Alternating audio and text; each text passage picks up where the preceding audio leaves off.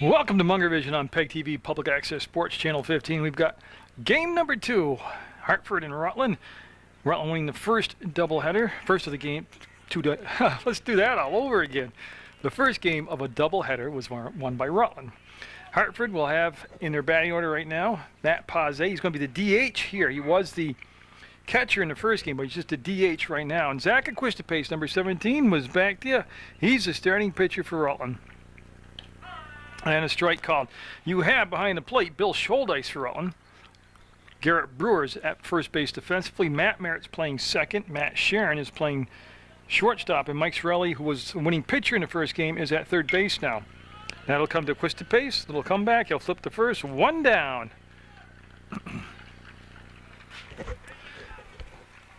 They'll bring up Mike Grant now, the center fielder. We're scheduled for 7. First game did go 7, and what was a very entertaining game that first game. Each team able to have leads several times through the contest.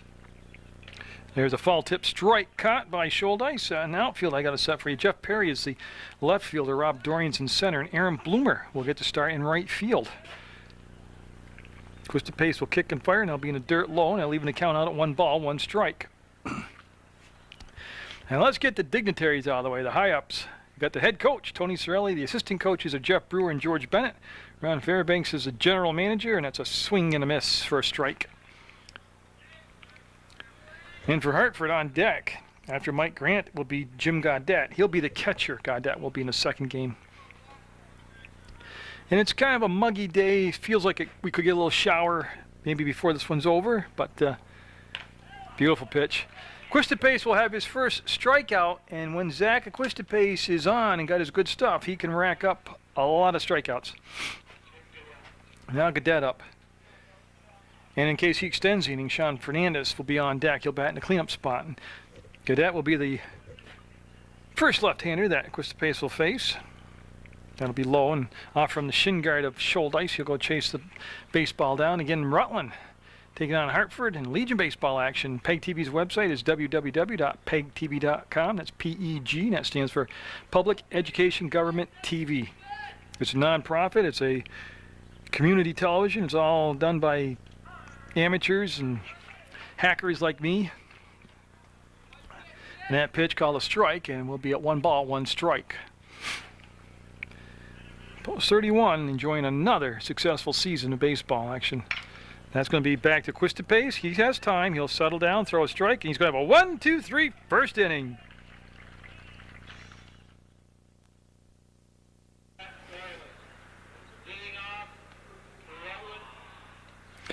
Pitching for Hartford in his second game of a doubleheader is going to be Zach Pickett. Jim Gaudette will be behind the plate. Pat Riley will be at first base defensively. Ryan Wetzel will be at second. Tyler Perringer shortstop. Sean Fernandez is at third base. And, of course, this is Rob Dorian leading things off for Rutland Post 31, and he'll take that one high and inside for a ball. Logan Skelza is your right fielder. Mike Grant's in center, and Dennis Furman is your left fielder. And with a 1 ball, no strike count, that'll even things up at 1 ball, 1 strike. Rob Dorian, obviously I've already stated, is at the plate. Matt Sharon's on deck. He hits number 2. Jeff Perry bats number 3. And Aaron Bloomer will be in the cleanup spot for Rutland Post 31.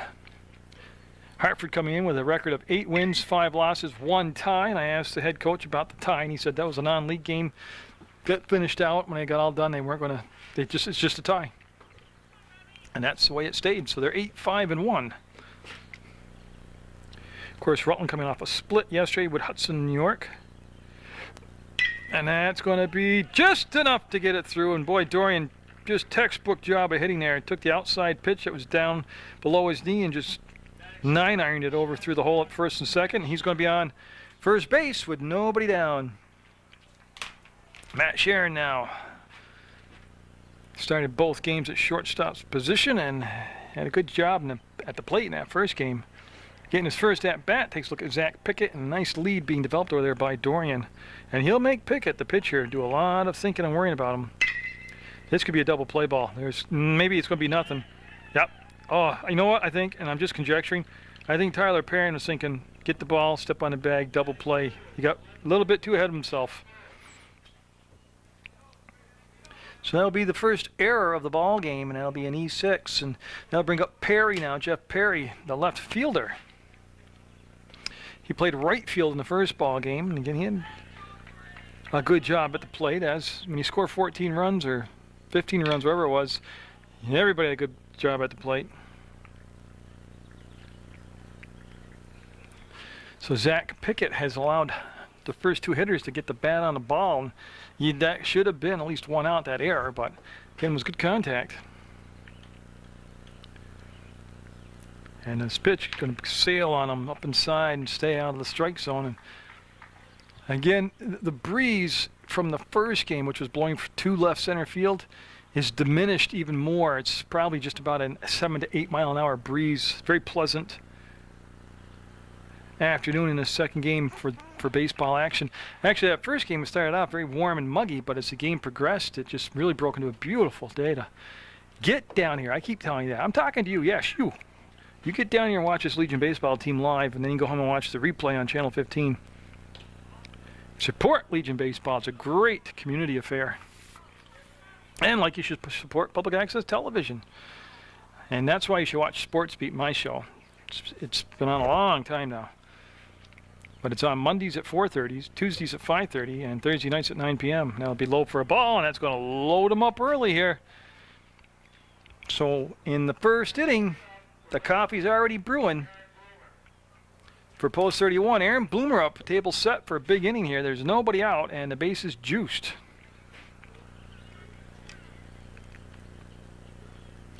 And Pickett will miss outside. Bloomer has done a good job at the plate. He's made the most of his playing time, and he's done a good job of swinging a hot bat when he's in there. And he will watch that one. There's what I mean. That's going to roll, and that's going to be 1 run. 2 runs coming in. It'll be 2-0 post 31. Matt Sharon wants a little dirt on his uniform. Will get it. And Bloomer will land at second base with 2 RBIs on a double. So that error really hurt him.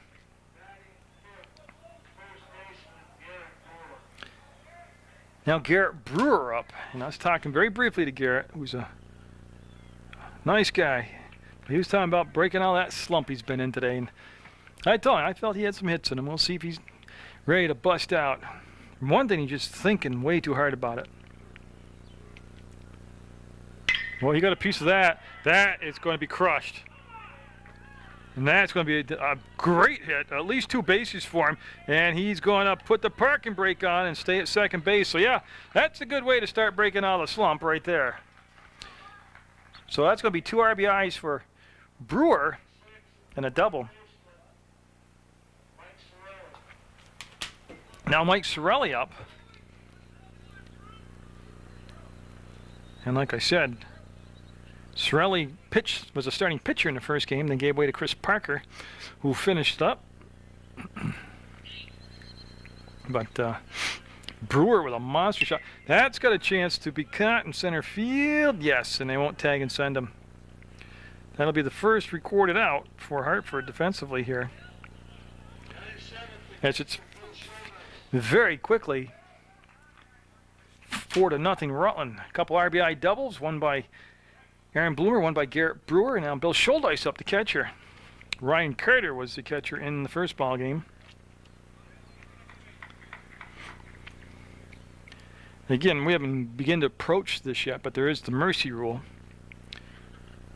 And Rutland right now just red hot with the bats, and that will be a strike called. That sounds like Stevie Morrow behind the plate, calling balls and strikes.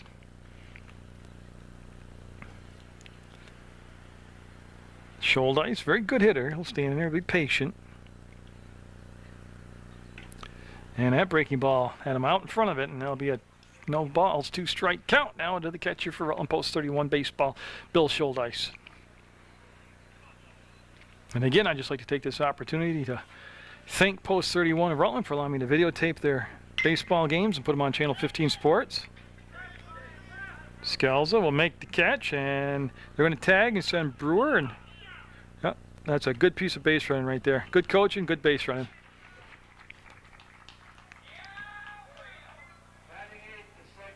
So a runner at third with 2 2 down, and the relevance to taking third base was keep the pressure on the pitcher-catcher.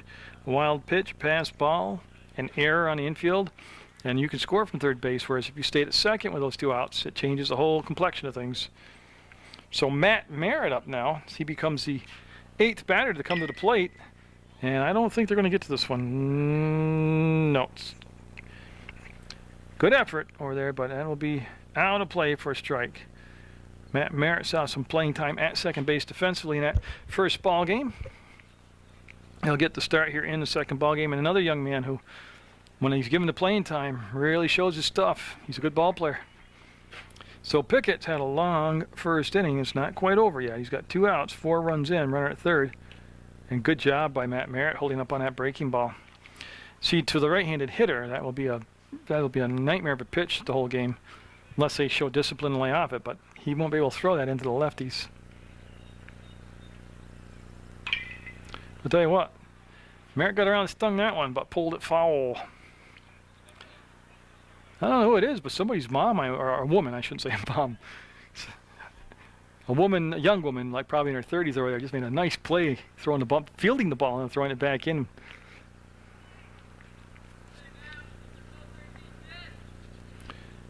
And that pitch, good. See, that's a good job with 2 strikes by Matt. Staying alive, waiting for the pitch he wants. 1 ball, 2 strikes, 2 down, 4 runs in for Rutland. We're in the bottom of the first, scheduled for 7, the second game of a doubleheader. I think I got all the tongue-tied and all twisted here, all set to go. He'll get him, that'll be the inning, but Rutland jumps out to a 4-0 lead going into the second. Zach Equistapace, who enjoyed a 1-2-3 first inning, and he was involved, I mean, obviously as a pitcher you're involved in every play, but he physically, he had 2 assists on 1-3 groundouts, and he had a strikeout sandwich between that. Sean Fernandez up now to lead things off for Hartford. They got a little work to do, Hartford does. So there's got a lot of ball game left, but they're down 4 runs. And Equistapace, like I said, when he's on, he's lethal. And then by the same token, when he's off, you know what? See, they're going to call that. It didn't look like he had pulled the bat back enough on that, but they'll call it 1 ball, 1 strike. Of course, Zach Equistapace, like his teammate Chad Ryan, it's going to be another chance for an assist as we'll go 1-3. Yep. The composure by Equistapace from last year, this year is just so much fun to watch. More patience, less frustration when he's pitching. His fielding right there, he's knocked down a couple of those and just took his time, and we could throw a strike the first. Tyler Perrin up the shortstop. Try to say though, him and Chad Ryan are going to be leaving toward the end of the season for the Shrine Maple Sugar football game, the All-Star game between New Hampshire and Vermont. And that's fouled off for a strike. One thing so far, and even though we're only in the second inning, Equistapace has been either ahead or even in the count, and that makes your life a lot easier as a pitcher. So when you get behind in a count and fouled off, strike 2, 0-2. Equistapace with 1 strikeout already. That came back in the first inning. And so I don't want to jinx him, but he's just kind of looking confident and breezing along out there. In the first ball game, he played first base defensively. He hit a mammoth 2-run homer out of the park. Just about had him. Well, the weight was way off balance. That pitch had fooled him, and it'll stay 0-2. Tyler Perrin with Ryan Wetzel, the on-deck hitter for Hartford. The Post 26 squad from Hartford, Vermont.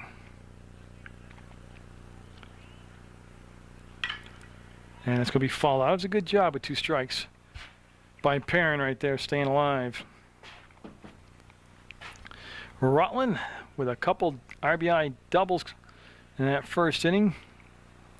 Able to give Equistapace a little cushion to work with here. And that fastball kind of elevated and exploded up and out of the strike zone for a 1-2 count. You gotta remember too, and I'll let this pitch come in. And will it have enough juice for Bloomer? Yeah, he'll get to it easily, make the catch.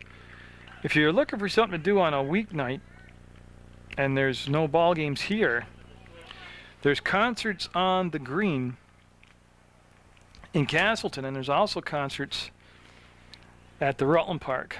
So, I mean, man, there's always something to do in the area. Don't let these people tell you how boring it is. If you look hard enough, there's all kinds of good stuff to do.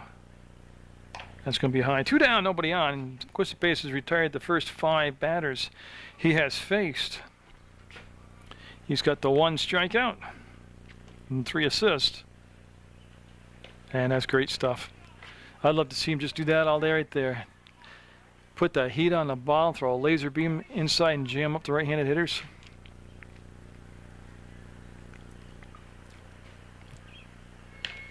Yeah, he'll be off the corner just a tad, and it'll make it a 2-ball, 1 strike count. Ryan Wetzel stepping in to play that second base position for Hartford in the second ball game. And we'll go to our first 3-ball count of the afternoon. There's that breaking ball there, just really never really broke for him. And Quistapase will kick and fire, and strike called. Full count, 3 balls, 2 strikes. Hartford looking for their first base runner of this second game of the afternoon. And Zach Quistapase will issue the walk. He missed high, got the plate but high, and that'll be a walk. That first ball game won by Rutland.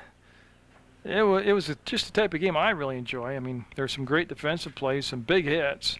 Occasionally the pitching was there. But each team held the lead and went back and forth just like a good horse race. They just kept nosing ahead of each other. And a lot of offense. Nothing wrong with that. So for the first time this afternoon, the Quistapase will go to the stretch. And for a right-handed pitcher, he has a good move to first. That wasn't it, obviously. And Pat Riley, who was the starting pitcher for Hartford in the first game, at the plate. He's the first baseman here in this second ball game. And Quistapase will sail high, and that'll be ball 1. And I know you got to pay attention to the runner at first base, but I also feel when you're 2 down and only runner at first, you have the opportunity as the pitcher to really focus on a hitter, either strike out or pop up or ground out.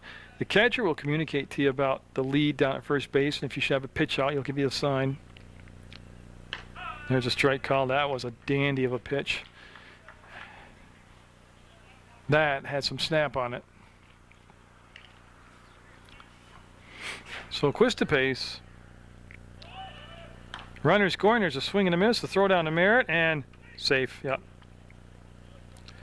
It's going to be a 1-2 count, and the runner will put himself in scoring position now. Wetzel's at second base. What was a pretty close play. I mean, it wasn't a bang-bang play, but it was a breaking ball he went on, so it gave the runner a little bit of an advantage as far as getting some extra steps. That is going to be a wild pitch, and that'll allow the runner to go down to third base. Yeah, and that's where I just kind of get into the pitch call. He's been cruising along, throwing some mustard, and he should keep throwing some mustard till they can solve him. Stick with what works for you. Runner at third, 2 outs, 2-2 the count, 4-0 score. Rutland with the lead in the second inning over Hartford Post 26 in Legion baseball action. That's a fister. And that had to sting a tad, but it's going to be fisted foul, and we'll stay at 2-2. Against Perry in right field, Dorian in center, and Bloomer in... Oh, Bloomer's in right field, I'm sorry. Perry's in left, and Dorian in center. Just got enough of it to stay alive. Sorelli's at third base defensively. Sharon's at short. Merritt's at second. Brewer is at first, and Schuldeis behind the plate. And that's the defense for Rutland Post 31.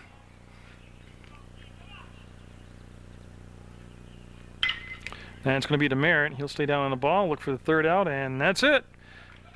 We'll stay at 4-0 Rutland going into the bottom of the second over Hartford. And the number 9 hitter is going to be the DH. Casey Battles coming up. And this is the top of the bottom of the second. Rutland with those 4 runs in the first inning. And Zach Pickett set to go to work. And that's going to be knocked down, flips to first, and they'll get him. So a 3-1 put out on a hot shot by Battles down the line. Just a good defensive play kept him from getting a base hit. Top of the order, Rob Dorian up. He singled and scored in the first inning. Dorian, of course, just an exceptional athlete. He'll step in there, and I am not sure what Coach Sorelli's doing. It looked like a pretty cut and dry play.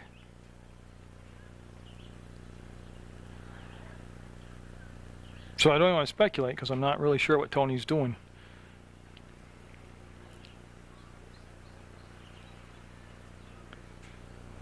But they're going to have the home base umpire involved now with the field umpire. It looked like he caught the ball and tagged the bag. I can't imagine on that last play we saw. And out. Yeah, they just appealed the play. And hey, it's okay to do that. But it'll stand as that 3-1 ground out, and it'll stay with one down. So we're good to go now. And Dorian, with Sharon and Perry due up behind him. And Dorian swiveling those hips, turns away from getting hit by the pitch, makes it ball one. Zach Pickett faced 8 batters in that first inning. Great pitch right there. Yeah, he made an adjustment on that for that first inning when that was too far outside, and just started a little bit further behind the batter and broke on the outside corner to the right-handed hitter and evened things up at 1 ball, 1 strike. That time it faded on him too far outside, so it goes to 2-1. Yeah, Dorian got things started with that single, and then that hard hit to shortstop by Sharon. It became an error. They didn't get any outs on it, and then the big double, and there's a hit batter. So that will put a runner at first with 1 down, and a very dangerous runner in that. Very fast Robbie Dorian. Now Matt Sharon reached on an error committed by the shortstop Tyler Perrin.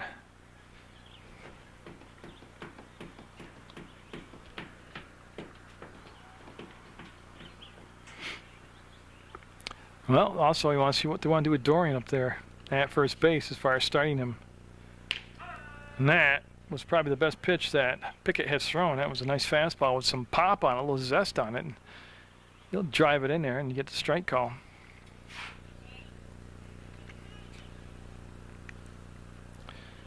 He'll settle, set, and fire, and there'll be a scoop out of the dirt by Gaudette behind the plate. Good job. Not textbook by any means as far as getting in front of the ball and making himself big like a catcher, but he was coordinated enough and quick enough just to backhand it like a shortstop and keep the ball from going to the backstop. He'll hold and not frame it and won't get the call. It'll go become a ball outside. 1 on, 1 out. 4-zip Rutland, bottom of the second. Very pleasant afternoon for the second game. And on a late swing, Sharon fouled it back, and leaving it up now at 2 balls, 2 strikes. Like I said, a lot of great baseball coming up out here at St. Peter's Field. It'll all be seen at a later date on Channel 15 Sports, but you got your Brattleboro's, your Benningtons, your Chesters, Fairhaven. I mean, a lot of good games coming up. And like I keep telling you, other than July 22nd, there's a game on the weekends here. They start at noon. You can come on down, and that's going to be time called. You can either bring your own lawn chair and sit behind home base, or sit in the bleachers in center field, or bleachers down the first and third baseline, and help support community baseball. Not sure what Pickett threw there, but it was ugly, and it'll become ball 3. Full count now to Matt Sharon. He reached on the air and scored, like I said, in the first inning.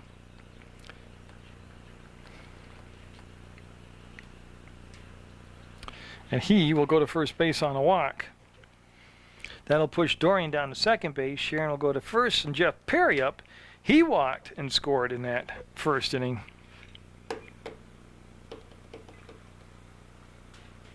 As Jeff Perry cleaned up the batting area a little bit before he can step in there and get set to take his swings. Again, a third base coach where there's Jeff Brewer, and George Bennett is the first base coach. Tony Sorelli in the dugout's the head coach. Oh, they're going. They're going. And they're going to have it. Double steal pulled off. So, again, they're utilizing their assets, which is speed and quickness, and they're able to move runners up. And, again, changes the whole complexion. Gives you a whole different opportunities of chances here to score now. So Jeff Perry with a chance to do some damage will fall that one back into the screen for a strike. Had a pitch he liked, took a pretty healthy rip at it, but just fouled it back. Again, the way the mercy rule works, especially in a seven inning game, is if you have a 10-run lead or greater, in this case, say Rutland, then Hartford gets the bat in the top half of the first. If they can't make it a less than 10-run deficit, the game is shortened and called at that point. Now, if the shoe goes on the other foot and Hartford pulls ahead by 10 or more, Rutland would get to bat in the bottom of the fifth and see if they can close the gap to less than 10. It's not 10 or less, it's less than 10. And again, Pickett missing high to Perry, and it'll push it to a 3-ball, 1-strike count. That would load the bases if he issues the walk to Perry.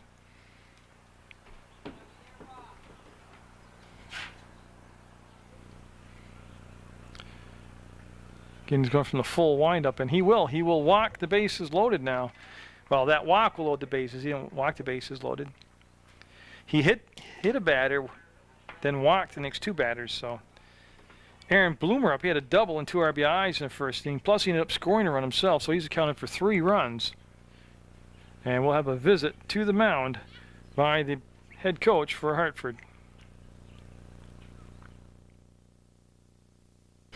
So after the chat with the head coach, we'll see what Zach Pickett will do different. He'll throw a strike, and there he goes. He'll be up in the count to Bloomer. No balls, 1 strike.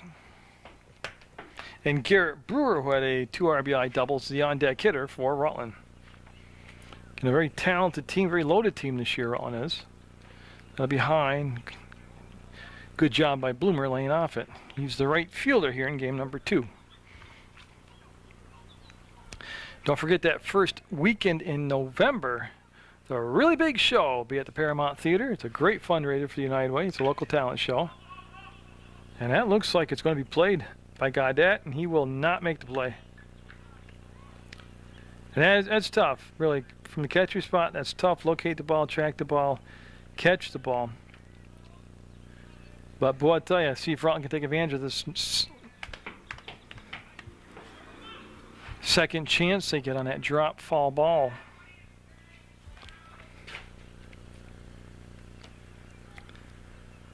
As he will stand in and get set, Bloomer. Now the difference in this is, yeah, they're going to be able to send the runner. Possibly, it's a very shallow hit ball. No, he'll fake it and he'll throw through, and a wise decision, I think, not to send him. Because at first it looked like the ball was going to actually be driven deeper, and then it just kind of hung up there. So 2 outs now. That was a big get. Now Brewer up. He had a monstrous double. Like I said, he drove in 2 runs and eventually got stranded at third base himself. That'll be big for Hartford. They had a bases loaded 1-out situation. If they can get out of this, no runs being scored against them, they could springboard them off to their carry over momentum to their offensive side.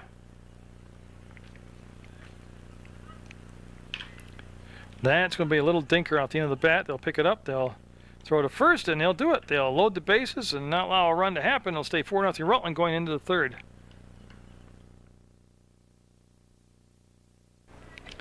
Dennis Furman looking to see what he can make work here against Zach Aquistapes, who's just 1 over the limit. He's faced 7 possible batters out of, well, the limit would be 6. He's faced 7.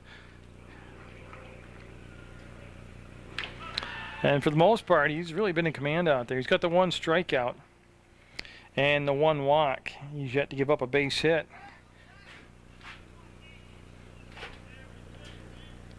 So Furman awaits the second pitch from Aquistapes here in the third, and he just can't catch up to it. Just reared back, and he's a big, imposing figure out there. He's intimidating them, and blew it by him for an 0-2 count. And that one just kind of floated a tad bit high, and it'd be a 1-ball, 2-strike count. And on deck would be the number 9 hitter, Logan Skelza. Then they're going to be back around to the top of the order to the DH. Paz. Yep. See what I liked about that whole thing? He just threw him heat. He didn't mess around with curves or knuckle curves or circle curves. He just used his big, strong body and threw fastballs up and inside. Logan Skelza, the right fielder now. And this will complete the first look through the order for Hartford, getting a look at Equistapace. That'll be the backstop. It'll be. I missed the strike zone by quite a bit. Equistapace will just pick the ball up himself and bring it back in case you're just turning on the television. This is game number 2 of a doubleheader. Rutland won the first game, and they're leading here 4-0 in the top of the third over Hartford. Zach Equistapace on the mound. Bill Schuldice behind the plate. That's going to be to Matt Sharon. He'll get a big old hop, set himself, throw a strike, 2 down. I'll tell you what, he's got a nice rhythm going. Now Matt Paz grounded out to Equistapace back in the first inning and actually started the ball game off.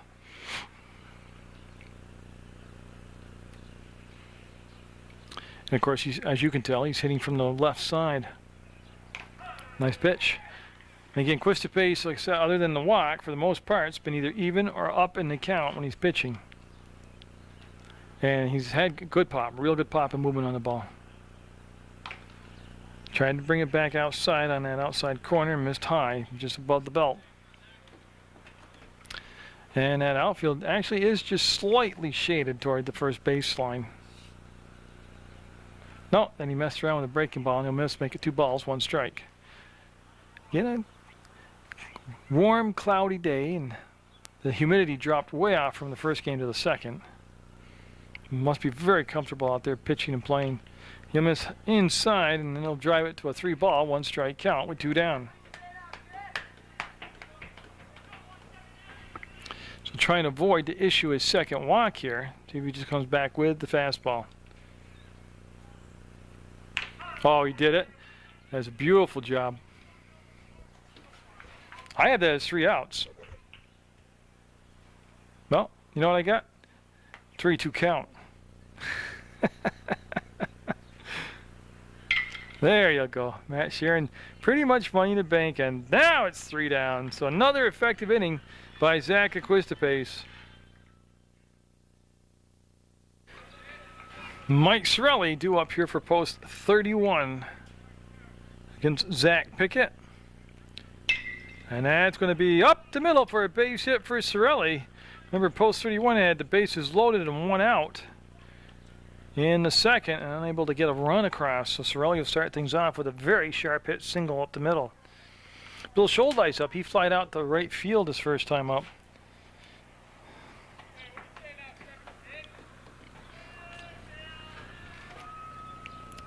Yeah, and Sorelli now being held on at first base defensively by Pat Riley.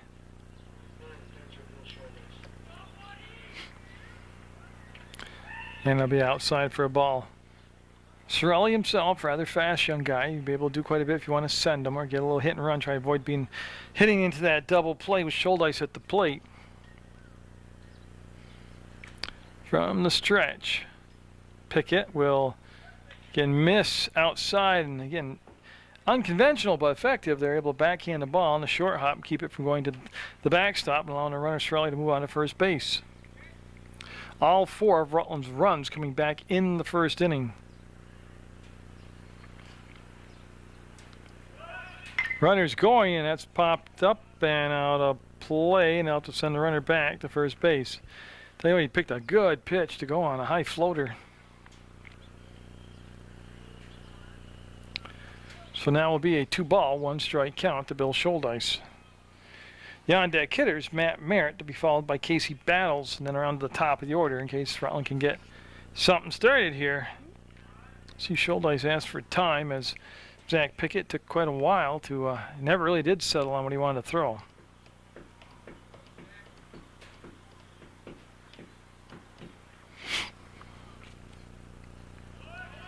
There goes the runner, and the throw down, going to be late. So Sorelli will steal second base, beat the throw, which was a short hop stop by the catcher. Did a good job of just getting it under control, and even to make the play that close was outstanding. So Schuldeis with a 3-1 count. See if they turn him loose here. If it's a pitch that's in his power zone, let him take some rips at it.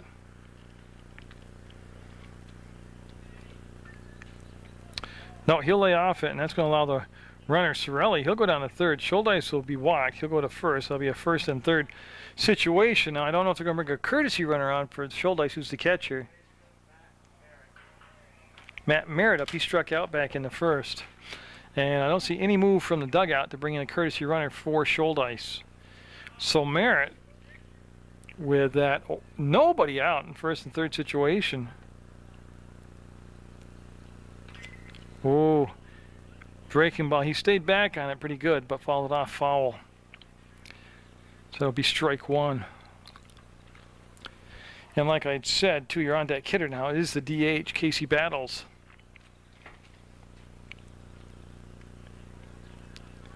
So Merritt settling in, Pickett looking in, and the catcher flashing the signs is going to be right there for a strike. That was a good pitch. Jim Gaudette behind the plate. Pat Riley's at first base. Ryan Wetzel's at second. Tyler Perrins at short, and Sean Fernandez at third base. The outfield consists of Dennis Furman, Mike Grant, and Logan Skelza.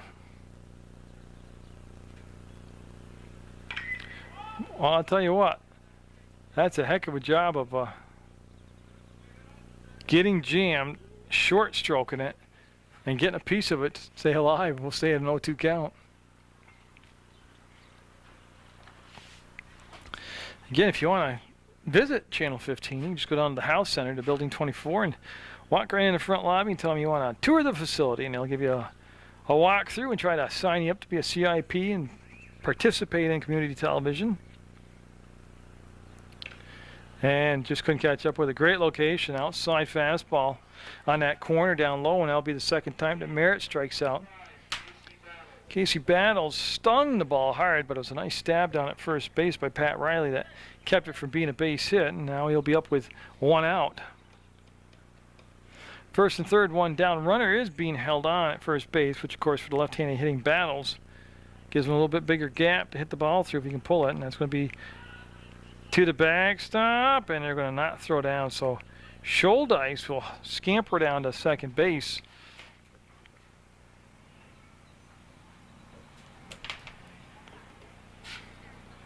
In top of the order, Rob Dorian sitting over there on deck. Pickett trying to dance out another scoring threat here. That'll be high. Remember, he had the bases loaded, one out, and was able to get out that in the second inning with nobody coming across. He's in the third inning with one out and runners at second and third. Battles, obviously a lefty. And that'll be called a strike. Oh, yeah, it just brushed across that inside corner. 2 balls, 1 strike. 4-0 Rutland with the lead over Hartford. Rutland already winning the first game of this doubleheader. That makes us obviously in game number 2. And that one came too far inside, and that will push it now to a 3-ball, 1 strike count.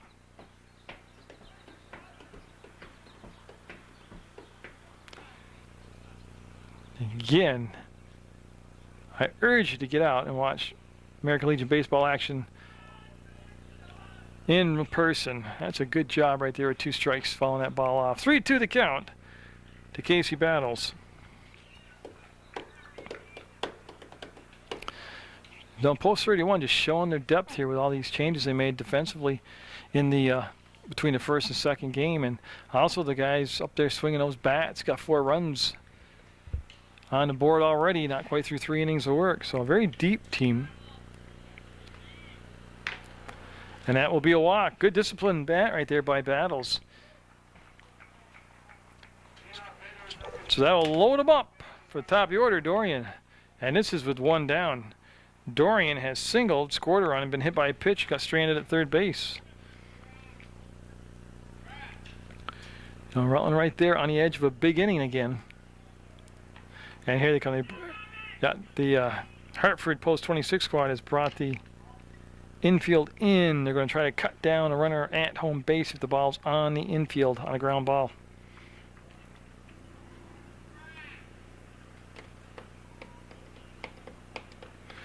So Pickett has just been flirting with disaster every inning. And that one just missed, making it 2 balls, no strikes. And again, the fall sports schedule for me coming up. I know I've got Mill River boys and girls varsity soccer action coming for you. That's going to be knocked down, and everybody's going to be safe. 1 run's going to come in, but I'll tell you, great reaction over there by Fernandez just to knock down that hot shot that was pulled down to the third base corner. So Sorelli will score. Scholdice will be to third base. Second base now goes Battles, and Dorian will be over there at first base. Matt Sharon up now. He's reached on an error, scored a run, and walked. It's 5-0 post 31. That'll be high for a ball. And like I mentioned before, I couldn't remember, I think it was in the first ball game, that MSJ's new head coach, Chip Fort, and MSJ's Athletic Association president both gave me the green light so I could cover MSJ football again. So, looking forward to that. And Nash got a problem. It's going to drop down. 1 run will come in. Yeah, and you can see the slide behind you there. I was trying to show you that Dorian got to second base. Again, what happened there is the outfielder went back on the ball. Scholdice will score. Battles has gone to third base. Going to second's Dorian. Over at first is Sharon. Now Jeff Perry up. Yeah, and then you can see the catcher came out. Had a little conference with Zach Pickett. But the outfielder on that side, number 5, Logan Skelza, I watched him. He had to backtrack. He circled around, went back, and then had to come in on the ball. And by that time, it was too late. So Perry, with the bases still loaded, will duck down out of the way of that pitch. It's 6-0 Rutland. We're in the third. Aaron Bloomer on deck. Nobody warming up for Hartford right now. And boy, I just missed. It didn't cut the corner until after it hit the catcher's mitt. So we'll go to 2 balls, no strikes. And that outfield playing, I think, rather shallow right now. Boy, and he's just 1 pitch away from walking in a run. And Perry getting very good about knowing the strike zone, making him earn all these pitches. So as Pickett looks in, he'll get the sign. He'll set up pretty much dead center of the plate. And that'll be strike 1 call. They got the inside corner. And boy, if you could just keep copying that, that's a great location. 3 balls, 1 strike now. Again, that first game was a wild one. Each team just jockeying back and forth past each other. Seemed like the lead changed every inning. That's going to be a base hit, RB up the center. And you can see Battles coming in. And the throw home, he's going to be safe. Yeah, now he touched the base. Yeah, so 2 runs will come in.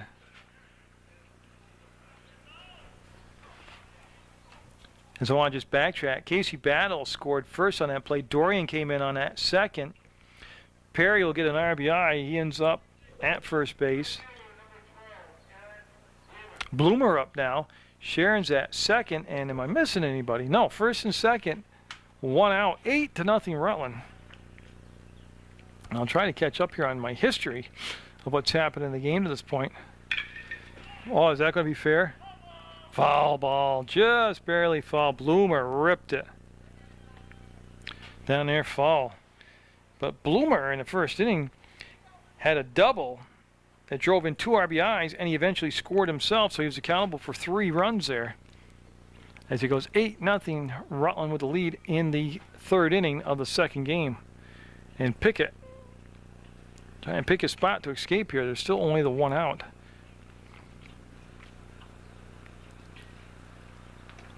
And again, just cut the plate low for a ball. Make it a 1-1 count now. The on-deck hitter is Garrett Brewer, and he'd represent the 9th batter to come to the plate here in this 3rd inning. Yeah, and he just turned around and fake the throw to second. I just think he's just buying some time right now to figure out where he went wrong. We're scheduled for 7, and Rutland right now just dominating the ball game. That'll be high now, the strike zone, and I'll push it to a 2-1 count. Again, if you need that Channel 15 phone number, it's 747-0151. The website's www.pegtv.com. You're watching Munger Vision on PEGTV right now. Legion baseball action is where we're at. We got a lot more of it coming to you throughout summer. That's a good pitch. He knew it. He knew it. 2 balls, 2 strikes. His bloomer had followed all the way in.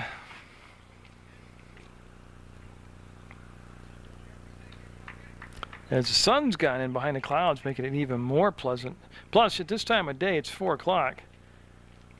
It makes it better for the outfielders, as that's going to allow the runners to move up to second and third. You see Sharon going to second, and going down to third base is Perry on that wild pitch. So I say, it's St. Peter's Field's a notorious reputation for a sun field.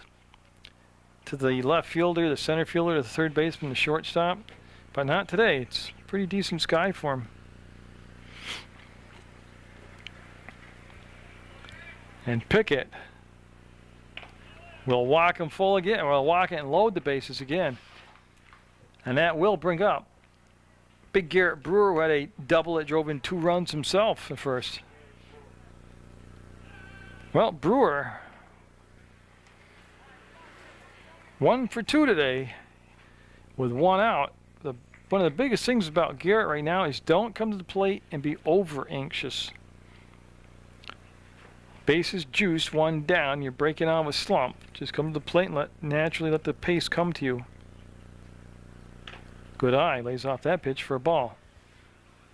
And as far as everybody on the bases, that's pretty good speed out there on the bases right now for post 31.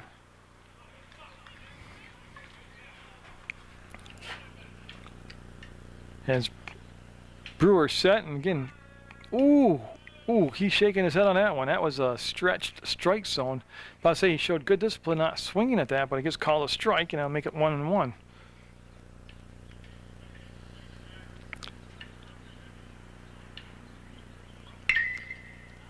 Yeah, he fouled that one off. A little late on a swing. It'll be fouled down the first baseline, and that'll make it 1-2. Of course, after Brewer, will come right back around to Sorelli, who started this inning off with a single, and he came around to score, barring a double play, which is never out of the question. With the bases loaded, it really increases your different odds of coming up with a double play. And it's going to be on the infield. Nobody should be able to move up on this. Perrin will make the catch for the second out, and that's 2 outs now. And so Sorelli is up with 2 down now, though. Well, I tell you, if they can get out of this mess, Hartford can with just that 8-0 deficit, they would have really could have been worse for him. It's not over yet, though, and that's going to be the backstop, and they'll hold the runners up. As Gaudette got back there and really hustled after that wild pitch.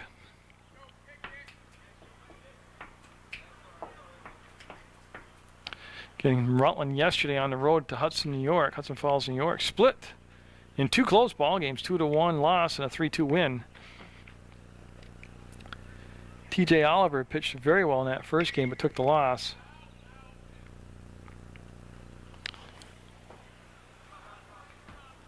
And Gary Pelkey getting the win in the second game. Also had help from coming in to help shut out the game was Jeff McLaughlin. So they retrieve some of these foul balls, and they're all set. And we'll just reset the stage for you. It's 8-0 Rutland with 2 down in the 3rd inning. Bases are loaded. There are 2 outs, though. At the plate's Mike Sorelli. And that's really about it. We're there. That's our point. And Sorelli looking for the big base hit right now. You gotta have the opportunity to pitch you can hit. All this wildness. Really doesn't allow the batter to kind of get zoned in and get into a rhythm here on their swings, because all the pitches are so erratic between them that you can't really. It's harder to hit a wild guy than a guy who's right down the pipe at 90. And it'll be outside, and it's going to make it 3 balls and 1 strike. Base is loaded, 2 down. And still nobody throwing in the Hartford bullpen. Doesn't mean they won't come out and just take a position player off and warm up right during the game. Foul tip caught, and it's going to make it a full count. So with 2 down, full count, the runners will be off on the pitch. But you got to figure if you can get a base hit, you're going to score. You should definitely score 2. Runners are going to be off on the crack of the bat here. 2 down, 3-2 count, and Pickett looks into Sorelli. The sign flash by Gaudette, and ball 4. That'll walk in another run. So I just got to backtrack. Okay, so Sharon scored, Perry goes to 3rd, Bloomer goes to 1st. And that'll bring up Bill Scholdice, who's walked and scored his last time up. And that will make it 9-0. Now the only problem with this, Quista Pace is going to start to throw now, is that the pitcher had a long time on the bench for Rutland. That's going to be fouled back out of play on the River Street. So yeah, I mean, if there is a downside, I don't know if you call it a downside, it might not affect him at all, but it's a good move here. They have a Quista Pace out throwing in the bullpen because I've lost track. He's had to be 20, 25 minutes right now. His team's been out in the field offensively. So Zach Pickett looking for that very elusive 3rd out.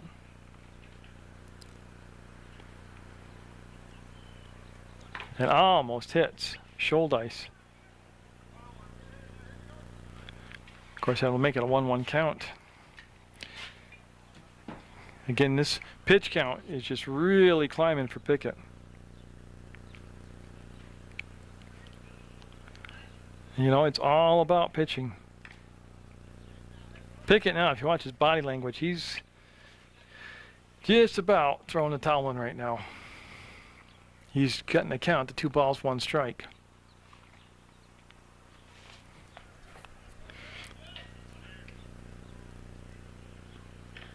Kind of 3-1. He's taking a lot of walks right now and being very deliberate between pitches. Almost looking to that dugout waiting for the coach to make an appearance.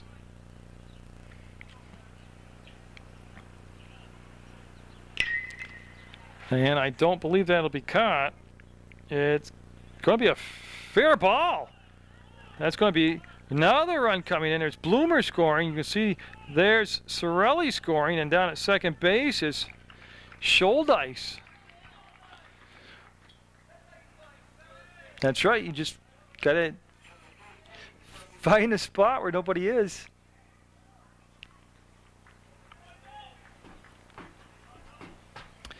So that will drive in. I'm looking out there. Yeah. So that makes it 12-0 now, and Matt Merritt up. Matt Merritt looking to get in the hit column here. He's got 2 strikeouts so far today. Yeah, now turn around and actually make the throw to second base, and he was back safe. Well out of the play was Bill Scholdice. So Rutland just doing it with the pitching in his second game, dominating, being very good. And then just taking advantage of when they get the opportunity to hit the ball, they're hitting it. And when they're not getting the chance to hit it because it's wild, they'll just take what's given to them with the walks. So in the bottom of the 3rd, Rutland with a 12-0 lead over Hartford post 26 in American Legion baseball action. Now you got to really start thinking about that mercy rule, since we're coming into the top of the 4th eventually. Good stop behind the plate by Gaudette.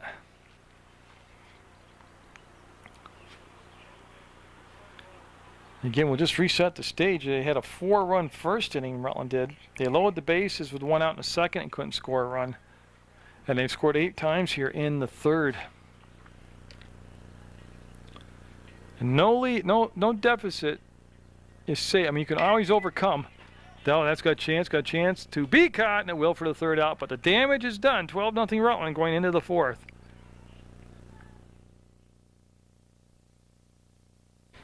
Zach Quistpace with 2 strikeouts in the ballgame. That 1 walk. He had a 1-2-3 first inning, a 1-2-3 third inning, and pitched just to 4 people in the second inning. So I think to say he's been dominant would be an understatement. His team has staked him to a 12-run lead. He's looking at the number 2 hitter in the order, Mike Grant, then Jim Gaudet, and then Sean Fernandez, the 3 due up here for Hartford. Rutland looking for the sweep of this doubleheader today with Hartford. Now that'll miss inside, makes it a 1-1 count. Ken has only gone to 3 balls, I believe, once this afternoon. They'll reach out and poke it foul off the end of the bat. It'll be out of play for a strike. Never too early start planning for the Halloween parade either. The 2007 Halloween parade, the Rutland Rec Department. And boy, Brewer looks like he's got a beat on it. He's backing up, and he's got it one down. As again, Quistpace able to retire that leadoff batter.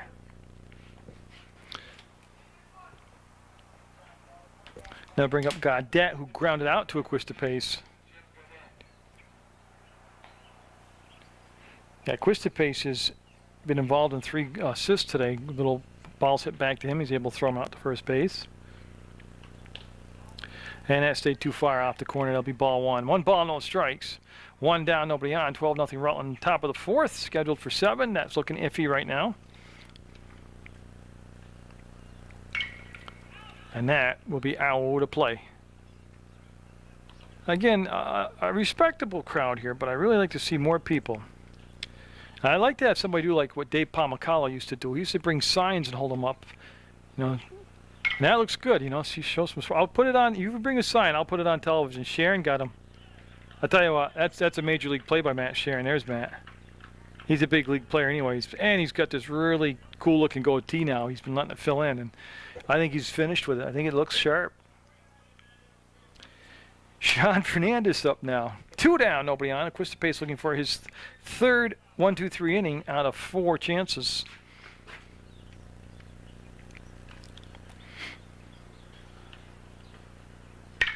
That's going to be right at Merritt, and he'll have it. Matt Merritt with the snag, and Hartford will stay scoreless. They'll be behind 12-0 going into the bottom of the 4th. Got some changes for you in this Hartford defensive alignment. Nick Avery's gone into play shortstop. Tyler Perrins moved over to second base, and Ryan Wetzel has gone into pitch.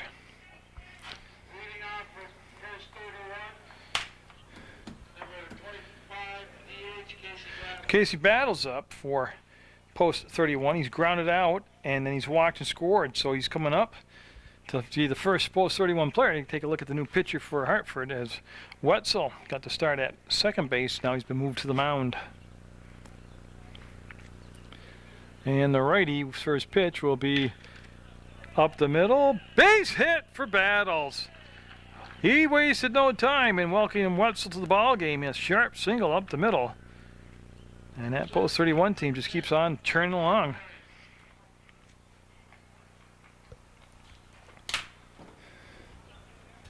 Well, I have top of the order Rob Dorian due up. But I wasn't sure what the PE man said. There's the throw to first. You see Battles diving back head first was safe. And so Rutland, who has just been 2 of the 3 innings, they scored 4 first-run innings, had the bases loaded, the 1 down in the second, didn't get a run, and then scored 8 in the 3rd inning alone. Now you're starting things off here. The runner down at first base, top of the order up. Oh, hit him right in the butt. Tell you, if you're going to get hit, that's the place you get hit. That'll put Battles down to second. Dorian will go to first. And they'll bring up Matt Sharon now. Matt Sharon scored a couple runs today. He's had an RBI and he's had a single. Like I said, Matt, just a great player to watch. A lot of fun to watch Matt Sharon. So Wetzel gave up a single and then hit a batter. And we'll get a strike called on that pitch. It just kind of kept dipping away outside, away from Sharon. The on-deck hitter is Jeff Perry for Rutland.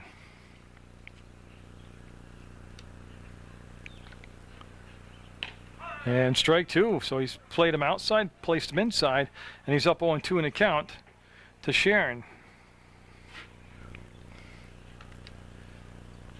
So he'll get set here, and he'll hit him right in the butt.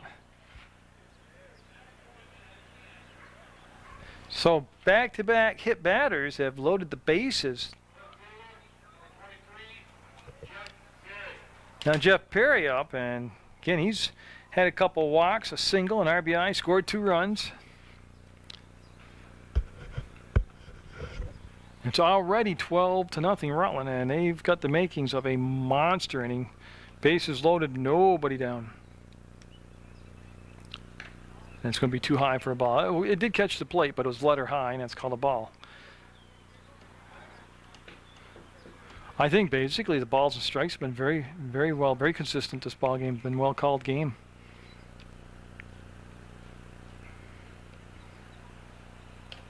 That was a dandy of a pitch. Wetzel will get a 1-1 count now.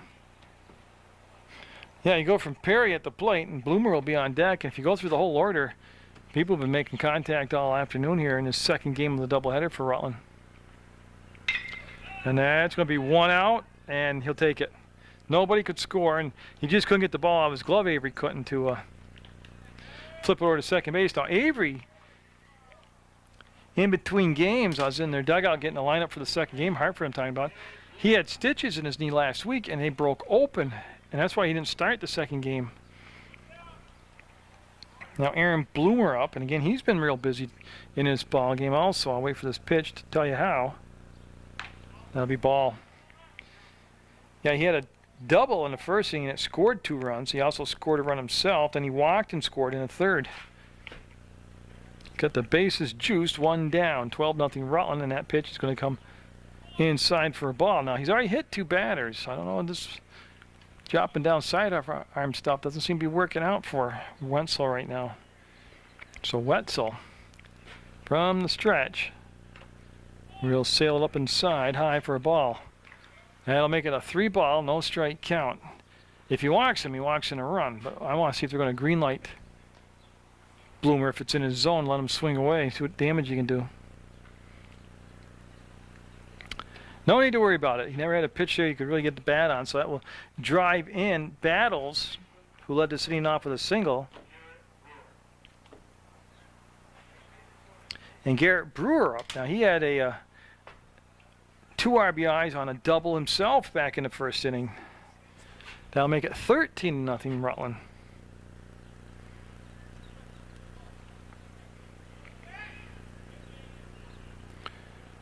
On this nice summer afternoon from St. Peter's Field. Hope you've enjoyed all the Legion baseball action and the Red Thunder game. That's the games that I brought you earlier in the spring season.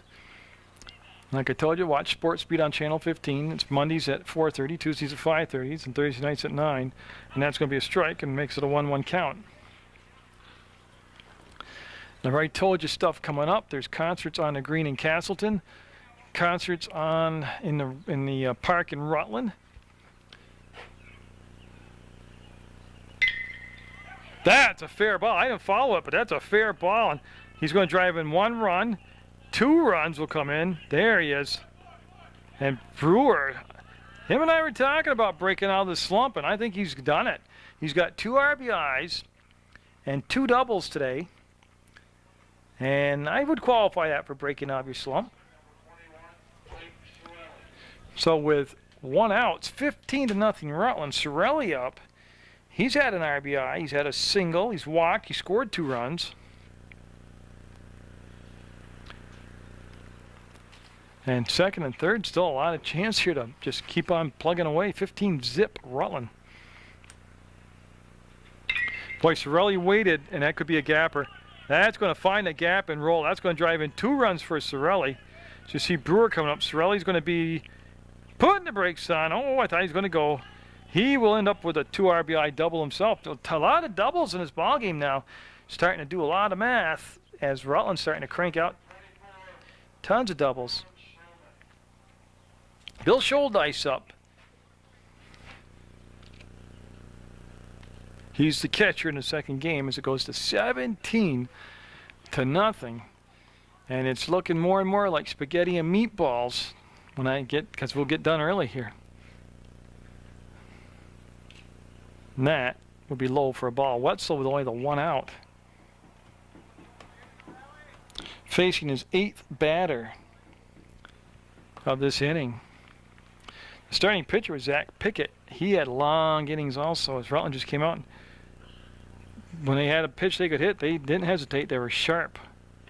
And I think that's really, as far as playing a doubleheader yesterday and then a doubleheader today, I think that's great for the fielders and hitters. I mean, it's a little weary on your pitching staff and your catching people. But as far as getting in the rhythm and groove of hitting, I mean, that's just like getting extra batting practice, having all these games clumped together. That's a great pitch. I mean, you should be at your peak hitting now. I mean, with all these games clumped together. 2 balls, 1 strike, and looking for a little chatter right now from the Hartford bench. A little quiet. That's going to be Brewer with the error there. Jeff Brewer. Yeah, you can hear the guys over there telling him he booted it on television.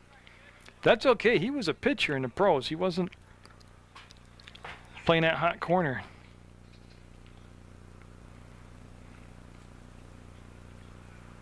So after the long look in, they decide on a sign, and the pitch from Wetzel. Yep, he hit another batter. That'll be the 3rd batter hit this inning alone by Wetzel. And Matt Merritt up. He has struck out twice and flied out to left field, and he's got the bases first and second. Just 1 down now. 17-0 Rutland. And that's going to be the 3rd base. He'll race. There's 1. He'll throw. Did they get him? They said he got him. What a stretcher there by Pat Riley. Now in the inning, but we'll go into the top of the 5th with a Quistapace for a chance for a no-hitter. He's only given up the 1 walk.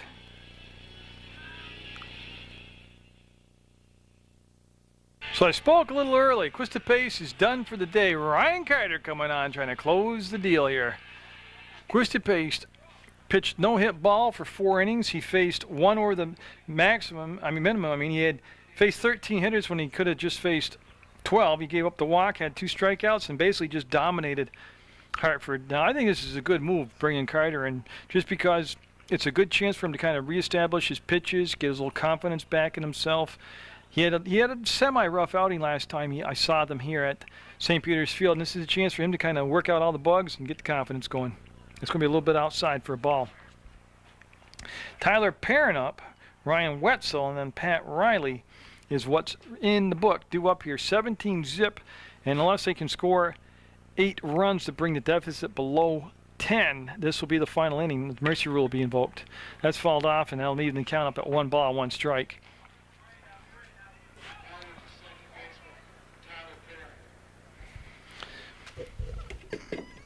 As we get set here, and what Rutland's just not that far away from sweeping Hartford in this doubleheader. I think to go to Hudson Falls and play 2 tight ball games and come out there with a split and then come here against Hartford, it was a good club, and win the first game by 6 and then had the second game mercy ruled. Says a lot. Remember, just I know I'm tape delayed, but last weekend they split with South Burlington and swept Essex, and they had a chance to actually sweep all 4 games. I mean, this is a very good post 31 team, and that's a swing and a miss, and they'll make it a full count. 3 balls and 2 strikes to Perrin. And it'll just be fun to see here what Carter comes up with for a pitch that he'll settle on to throw. He went fastball, and it came up in the dirt, and I'll put the leadoff batter at first base. So Ryan Wetzel up now with a runner at first, nobody down.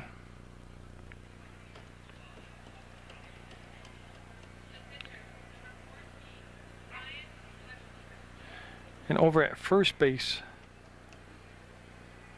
I believe that's still Garrett Brewer. I am getting changes. There's strike 1. Yeah, Garrett Brewer defensively at first base. Matt Merritt's at second base. Matt Sharon's at short. Mike Sorelli's at third. Bill Scholdice behind the plate. Ryan Carter on the mound. Strike 2, 0-2 the count. Bloomer, Aaron Bloomer's in right field. Center field's Robbie Dorian. And Jeff Perry remains in the left field for post 31. That's their defense. And that just missed down low. So I'll go to a 1-2 count. And I do not think you'll be seeing Hartford sending the runner on a steal from first to second.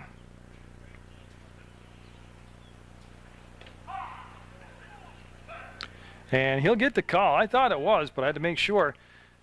And that'll be strikeout number 1 for Ryan Carter in the first out of the 5th inning. And Pat Riley up now. He grounded out to second base where Matt Merritt threw him out.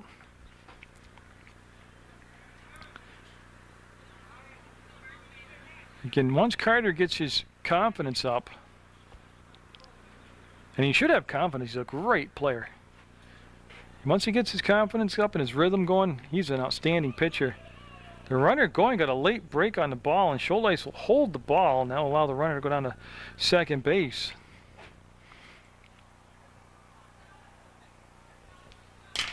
So after Riley, it'll be Dennis Furman due up for Hartford.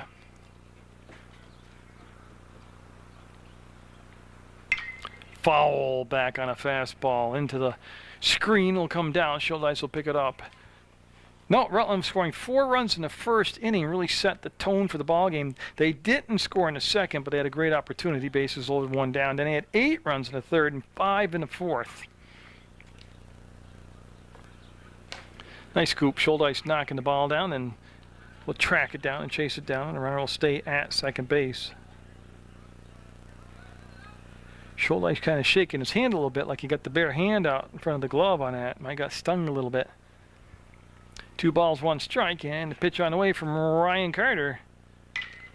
And that's got a chance. That's going to drop in, be picked up, and Bloomer will fire into the... Oh, they threw the ball around, and that's going to allow the run to score.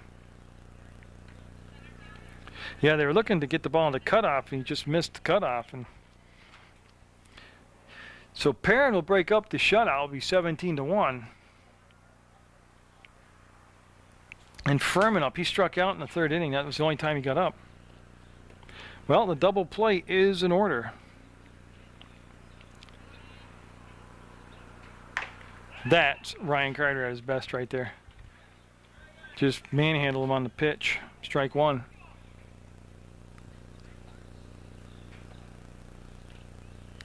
But Schuldice having a little problem there. It almost looked like he was looking for a different pitch. But they don't talk to each other about the signals. Now Carter will step back off the rubber and do a little thinking before he gets set to accept the sign from Schuldice.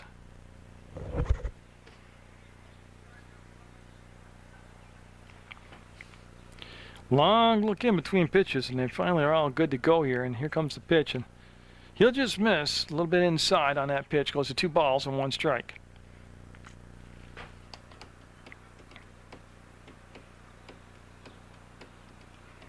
Tell you, the crowd, if you're for Rutland, you saw a great game for Rutland today. But just the viewing and the temperature and everything was just perfect to come to the ball game today. And yeah, the score is lopsided. 17-1 Rutland in this second game, trying to end it all down here with 1 out, 2-2 the count, runner on first. And Ryan Carter will kick and fire. Got him. That's a great pitch. Great pitch. So both outs have come on strikeouts.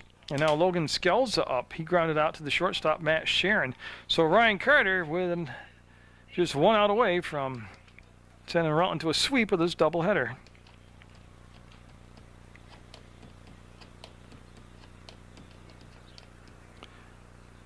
He'll pitch from the stretch again, and yeah, totally fooled him on the pitch, had him waving at it, and he'll be up in the count. No balls, 1 strike. And again, other than the 22nd of July, basically every weekend there's a ball game here. Starts at noon, and it's Legion ball. It's either a doubleheader or it's going to be a 9-inning game. Great pitch. See, when he just kind of relaxes and lets his natural ability and instincts take over, he's just a phenomenal pitcher. So with an 0-2 count, looking to in strong, he will have him swing at it. The ball will get away from Schuldice, and he's going to make the long throw. And yeah, they put the tag on, but late, so he He'll have his third strikeout of the inning. It won't be the final out of the game. And then the runner, of course, Riley went all the way over to third base. So Matt Paz, the top of the order up. So basically, he's got to get 4 outs now to finish up the game. You see Schuldice flash in the sun. I believe that was that knuckle curveball that Ryan throws that just kind of tied up his catcher.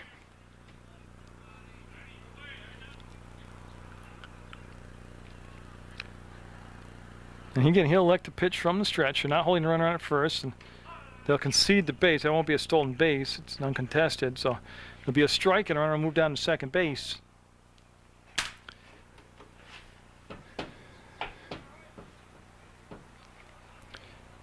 This Matt Paz is 0 for 2 today.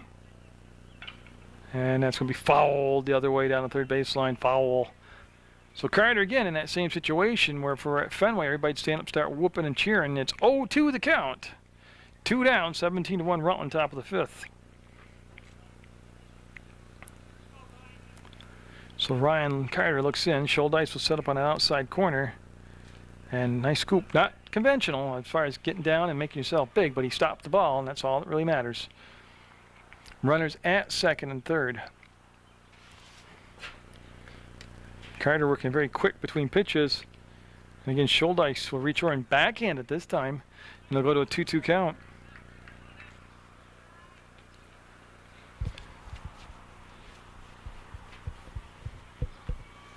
As the crowd has kind of thinned out a little bit now in anticipation of the game ending early. And Ryan will be in the dirt with that and make it a full count, 3 balls, 2 strikes. A walk here would load the bases for Mike Grant.